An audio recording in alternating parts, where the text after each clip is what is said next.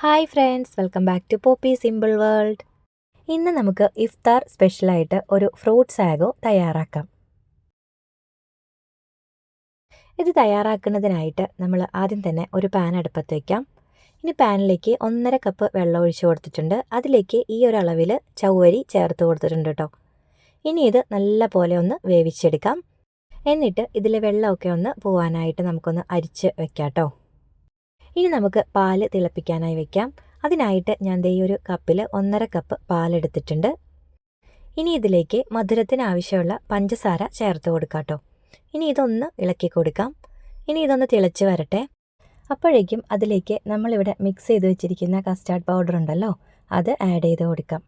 ഞാനിവിടെ 1 spoon custard പൗഡറിലേക്ക് വെള്ളവും കൂടി ചേർത്ത് മിക്സ് ചെയ്ത് വെച്ചിട്ടുണ്ടായിരുന്നു കേട്ടോ. അത് ഇതിലേക്ക് ചേർത്ത് കൊടുത്തിട്ടുണ്ട്. ഇനി ഇത് നല്ല പോലെ ഒന്ന് ഇളക്കി കൊടുക്കാം. ഈ പാലൊക്കെ ഒന്ന് തിളച്ച് കുറുകി ഇതുപോലെ വരുമ്പോഴേക്കും നമുക്ക് ഫ്ലെയിം ഓഫ് ചെയ്യാം. എന്നിട്ട് ഇത് തണുപ്പിക്കാനായി വയ്ക്കാം. നമ്മൾ തണുപ്പിക്കാനായി വെച്ച പാലൊക്കെ അത്യാവശ്യം നല്ലപോലെ തണുത്തിട്ടുണ്ട്. അതുപോലെ ഒന്ന് കുറുകിയും വന്നിട്ടുണ്ട് കേട്ടോ. ഇനി ഇത് ഒരു പാത്രത്തിലേക്ക് ഒഴിച്ചു കൊടുക്കാം. ഇനി അതിലേക്ക് നമ്മൾ റെഡിയാക്കി വെച്ചിരിക്കുന്ന സാഗോ ഉണ്ടല്ലോ, അതും കൂടി ഇട്ട് കൊടുക്കാം കേട്ടോ. ഇനി ഇതിലേക്ക് നമുക്ക് ഇഷ്ടമുള്ള ഫ്രൂട്ട്സൊക്കെ ചേർത്ത് കൊടുക്കാം കേട്ടോ. ഞാനിവിടെ മാംഗോ ചേർത്തിട്ടുണ്ട്. അത് ഇതുപോലെ കട്ട് ചെയ്തിട്ടാണ് കേട്ടോ ഫ്രൂട്ട്സൊക്കെ ആഡ് ചെയ്ത് കൊടുത്തിട്ടുള്ളത്. ഇനി പച്ചമുന്തിരിയാണ് ചേർത്തിട്ടുള്ളത്. അതുപോലെ ബ്ലൂബെറി ആണ് കേട്ടോ എടുത്തിട്ടുള്ളത്. ബ്ലൂബെറി ഒത്തിരി ചേർക്കണ്ട, പുളി നോക്കിയിട്ട് ചേർത്താൽ മതി കേട്ടോ. ഇനി ഇതിലേക്ക് ഒരു ഞാലിപ്പൂവൻ പഴം ഇതുപോലെ കട്ട് ചെയ്തതും ആപ്പിളും കൂടി ആഡ് ചെയ്ത് കൊടുക്കാം കേട്ടോ.